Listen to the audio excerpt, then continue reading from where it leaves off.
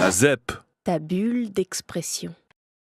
Des gens qui déposent un dossier d'asile parce qu'ils savent que le simple dépôt d'un dossier, sans répondre même aux critères de fond, leur permet de rester pendant 7 mois ou 8 mois, pris en charge par la communauté nationale qui n'en peut plus, car ceci représente un coût qui est de plus en plus faramineux. Je crois qu'on atteint presque les 2 milliards en termes de gestion des logements d'urgence, etc. Nous sommes arrivés ici en France, il n'y a pas des logements, des hébergements. Moi j'ai demandé pour logement, mais voilà, jusqu'à maintenant, ça fait 12 ans et demi et plus de 12 ans et demi, moi je ne trouve rien. Il y a un programme à Singa qui s'appelle CAL, qui hébergeait les réfugiés chez les Français. C'est un truc temporaire. Après, si la université, elle te donne la bourse, d'accord, mais là-bas, elle prend beaucoup de temps pour faire des démarches à l'université.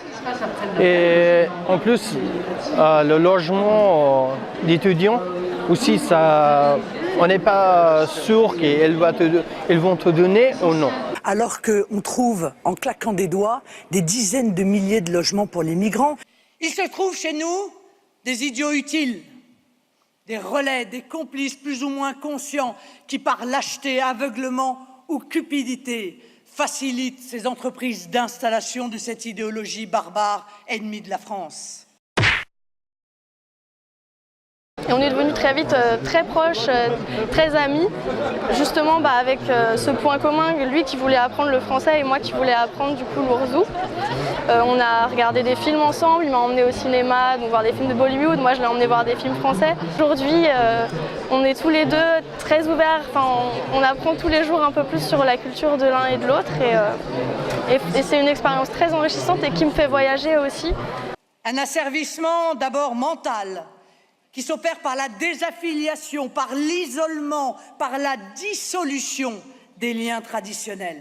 On a fêté Noël ensemble avec ma famille. Voilà, par exemple, pour lui, ça c'est une chose dans son pays.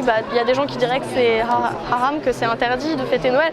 Mais voilà, ici, il se rend compte que c'est normal, ça n'a rien de religieux, en tout cas dans ma famille, et que c'est complètement culturel. L'immigration massive a été le terreau du communautarisme, que le communautarisme est le terreau du fondamentalisme islamiste. Finalement, c'est simplement, quand on ne connaît pas, on est toujours méfiant.